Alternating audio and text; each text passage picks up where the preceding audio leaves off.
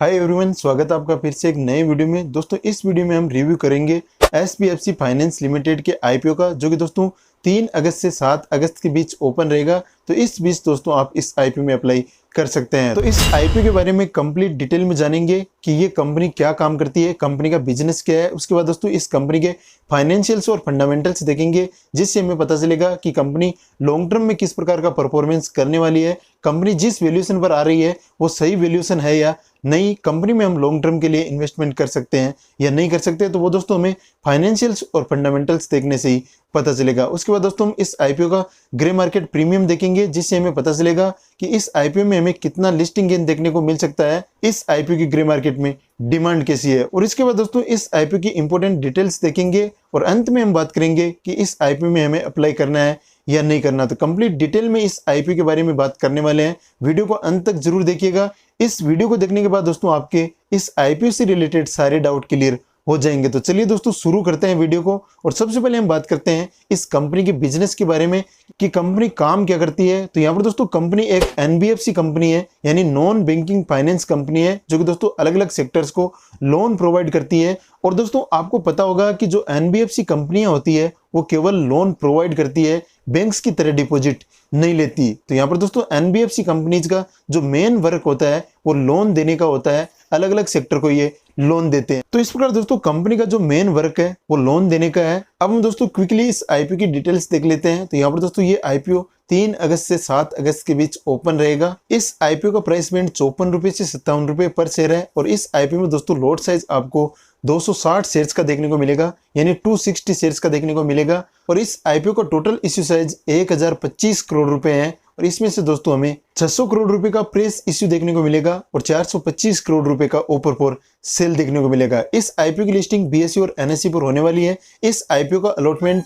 10 अगस्त को होगा और इस आईपीओ का रिफंड 11 अगस्त को होगा। इस आईपीओ में अलॉटमेंट हो जाता है तो 14 अगस्त को आपके डीमेट अकाउंट में शेयर्स को क्रेडिट कर दिया जाएगा। और इस आईपीओ की लिस्टिंग 16 अगस्त को होने वाली है। यहाँ पर दोस्तों यूपीआई मैंडेट के लिए जो कट ऑफ टाइम है वो 7 अगस्त को 5 PM तक है, यानी 7 अगस्त को 5 PM तक आप इस आईपीओ का पेमेंट कर सकते हैं, यूपीआई मैंडेट अप्रूवल कर सकते हैं। तो यहाँ पर दोस्तों ये इंपॉर्टेंट डेट्स हैं, इनको आप जरूर ध्यान में रखिएगा। अब हम दोस्तों इंपॉर्टेंट लॉट साइज की बात करें तो इस आईपीओ में रिटेल कैटेगरी से मैक्सिमम 13 लॉट अप्लाई कर सकते हैं। लेकिन दोस्तों अगर आईपीओ ओवर सब्सक्राइब हो जाता है तो आपको रिटेल कैटेगरी से केवल 1 लॉट के लिए अप्लाई करना है। एचएनआई कैटेगरी के लिए अगर आप अप्लाई करना चाहते हैं तो एसएचएनआई में आप 14 लॉट के लिए अप्लाई कर सकते हैं और बीएचएनआई में आप 68 लॉट्स के लिए अप्लाई कर सकते हैं। तो दोस्तों अगर आप अलग अलग कैटेगरी से आईपीओ अप्लाई करते हैं तो इन लॉट साइज को भी जरूर ध्यान में रखिएगा। लेकिन दोस्तों अगर आईपीओ ओवर सब्सक्राइब हो जाता है तो केवल आपको मिनिमम लॉट के लिए ही अप्लाई करना है। आपको अपने कैपिटल को बचाना है अगले आईपीओ के लिए। आपको यहाँ पर एक्सेस किसी भी आईपीओ में कैपिटल नहीं लगाना है। तो यहाँ पर दोस्तों इन लॉट साइज को भी आप जरूर ध्यान में रखिएगा। अब हम दोस्तों आईपीओ में इंपॉर्टेंट कोटाज की बात करें तो इस आईपीओ में एचएनआईज के लिए 15% का कोटा है और रिटेलर्स के लिए यहाँ पर 35% का कोटा है। तो रिटेलर्स के लिए इस आईपीओ में अलॉटमेंट पाना थोड़ा सा आसान होने वाला है। और यहाँ पर दोस्तों इश्यू साइज भी काफी अच्छा है। यहाँ पर इस आईपीओ में रिटेलर्स के लिए अलॉटमेंट के चांस थोड़े से ज्यादा होने वाले हैं, क्योंकि दोस्तों यहाँ पर आपको 35% का कोटा देखने को मिलेगा। अब हम दोस्तों इस कंपनी के फाइनेंशियल्स और फंडामेंटल्स देख लेते हैं, जिससे हमें पता चलेगा कि कंपनी लॉन्ग टर्म में किस प्रकार का परफॉर्मेंस करने वाली है और इस कंपनी को हम लॉन्ग टर्म के लिए कंसीडर कर सकते हैं या नहीं। तो यहाँ पर दोस्तों इस कंपनी के फाइनेंशियल्स की बात करें तो टोटल एसेट्स में दोस्तों हमें फाइनेंशियल ईयर 2020 से 2023 के बीच जबरदस्त ग्रोथ देखने को मिली है। फाइनेंशियल ईयर 2020 में इस कंपनी के पास टोटल एसेट्स थी 4208 करोड़ रुपए की, जो कि दोस्तों फाइनेंशियल ईयर 23 में बढ़कर 5746.4 करोड़ रुपए की हो गई। तो यहाँ पर दोस्तों टोटल एसेट्स में जबरदस्त ग्रोथ देखने को मिली है। टोटल रेवेन्यू की बात करें तो कंपनी का टोटल रेवेन्यू लगातार बढ़ा है। फाइनेंशियल ईयर 2020 में कंपनी का टोटल रेवेन्यू 444.9 करोड़ रुपए था, जो कि दोस्तों फाइनेंशियल ईयर 2023 में बढ़कर 740.4 करोड़ रुपए हो गया। तो यहाँ पर दोस्तों रेवेन्यू में भी हमें जबरदस्त ग्रोथ देखने को मिली है। प्रॉफिट आफ्टर टैक्स को देखें तो फाइनेंशियल ईयर 2020 में कंपनी का नेट प्रॉफिट 35.5 करोड़ रुपए था, जो कि दोस्तों फाइनेंशियल ईयर 2023 में बढ़कर 149.7 करोड़ रुपए हो गया है। तो यहाँ पर दोस्तों हमें नेट प्रॉफिट में जबरदस्त ग्रोथ देखने को मिली है। कंपनी का नेट प्रॉफिट बहुत ही शानदार तरीके से बढ़ा है। यहाँ पर दोस्तों हम प्रॉफिट परसेंटेज की बात करें तो फाइनेंशियल ईयर 2023 में इस कंपनी का प्रॉफिट परसेंटेज 20.23% है, जो कि दोस्तों बहुत ही अच्छा प्रॉफिट है। यहाँ पर दोस्तों किसी भी कंपनी का प्रॉफिट परसेंटेज अगर 15% से ज्यादा होता है तो उस कंपनी को एक अच्छी कंपनी माना जाता है। तो यहाँ पर दोस्तों इस कंपनी का प्रॉफिट परसेंटेज 20.23% है, जो कि काफी अच्छा है। इसके बाद दोस्तों कंपनी के टोटल नेटवर्थ की बात करें तो इस कंपनी का टोटल नेटवर्थ फाइनेंशियल ईयर 2023 में जो कि दोस्तों 66.9 करोड़ रुपए है, जो कि दोस्तों बहुत ही अच्छा फिगर है। टोटल बोरोइंग्स की बात करें तो इस कंपनी पर फाइनेंशियल ईयर 2023 में 3745.8 करोड़ रुपए का डेट है, जो कि दोस्तों कोई बड़ा इश्यू नहीं है, क्योंकि दोस्तों एनबीएफसी कंपनीज का काम ही लोन देना होता है, तो उन पर ऑलरेडी डेट थोड़ा सा ज्यादा होता है। जब भी हम एनबीएफसी कंपनी और बैंक्स की बात करते हैं तो वहां पर दोस्तों उन पर थोड़ा सा लोन ज्यादा होता है, क्योंकि दोस्तों उनका काम ही लोन देना है। इसलिए दोस्तों इन कंपनीज का डेट का पैरामीटर थोड़ा सा अलग होता है, इसलिए हम यहाँ पर डेट को ज्यादा बड़ा इश्यू नहीं मानते हैं। तो यहाँ पर दोस्तों ओवरऑल कंपनी के फाइनेंशियल्स अच्छे हैं, कंपनी की ग्रोथ भी अच्छी है और कंपनी का प्रॉफिट भी काफी अच्छा है। अब हम दोस्तों इस कंपनी का वैल्यूएशन देख लेते हैं, जिससे हमें पता चलेगा कि कंपनी यहाँ पर सस्ते वैल्यूएशन पर लिस्ट हो रही है या महंगे वैल्यूएशन पर। तो यहाँ पर दोस्तों इस कंपनी के वैल्यूएशन पर नजर डालें तो इस कंपनी का पीई है 35 के आसपास, और दोस्तों इसको पीयर से कंपेयर करें तो यहाँ पर इसकी जो पीयर ग्रुप की कंपनी है जो कि हाईएस्ट पीई पर लिस्ट है, एयू स्मॉल फाइनेंस बैंक, जो कि दोस्तों ऑलरेडी 35 के पीई पर लिस्ट है।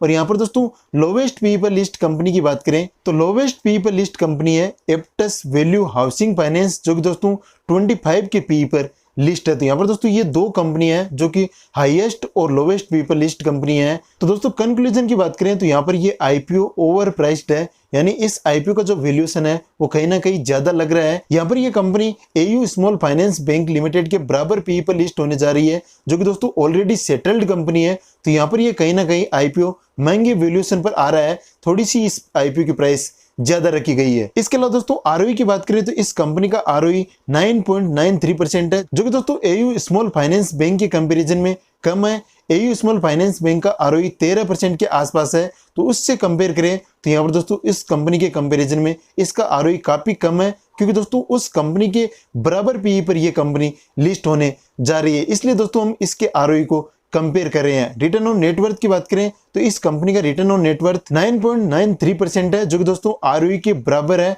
तो यहाँ पर दोस्तों कंपनी का वैल्यूएशन उतना खास मुझे नहीं लग रहा है। कंपनी जिस वैल्यूएशन पर आ रही है वो दोस्तों कहीं ना कहीं थोड़ा सा महंगा वैल्यूएशन है। कंपनी यहाँ पर अपने प्राइस बैंड को थोड़ा सा रीजनेबल रख सकती थी, लेकिन दोस्तों कंपनी ने ऐसा नहीं किया है। यहाँ पर कंपनी महंगे वैल्यूएशन पर लिस्ट होने जा रही है। तो यहाँ पर दोस्तों लॉन्ग टर्म के हिसाब से देखें तो कंपनी उतनी अच्छी नहीं है। लॉन्ग टर्म इन्वेस्टमेंट के लिए इससे कई अच्छी कंपनी आपको ऑलरेडी शेयर मार्केट में लिस्ट मिल जाएगी। तो यहाँ पर दोस्तों कंपनी वैल्यूएशन के हिसाब से उतनी अच्छी नहीं है, कंपनी के फाइनेंशियल्स ओवरऑल काफी अच्छे हैं। अब हम दोस्तों इस आईपीओ का ग्रे मार्केट प्रीमियम देख लेते हैं, जिससे हमें पता चलेगा कि इस आईपीओ में हमें कितना लिस्टिंग गेन होगा, इस आईपीओ की ग्रे मार्केट में डिमांड कैसी है। तो यहाँ पर दोस्तों इस आईपीओ के लेटेस्ट ग्रे मार्केट प्रीमियम की बात करें तो इस आईपीओ का लेटेस्ट ग्रे मार्केट प्रीमियम 40 रुपए चल रहा है, और इस आईपीओ में लोट साइज दोस्तों आपको 260 शेयर का देखने को मिलेगा, यानी 260 शेयर्स का देखने को मिलेगा। और दोस्तों हम 260 को अगर 40 से मल्टीप्लाई करें तो करीबन हमें दोस्तों 10,400 रुपए का लिस्टिंग गेन आज की कंडीशन में शो हो रहा है।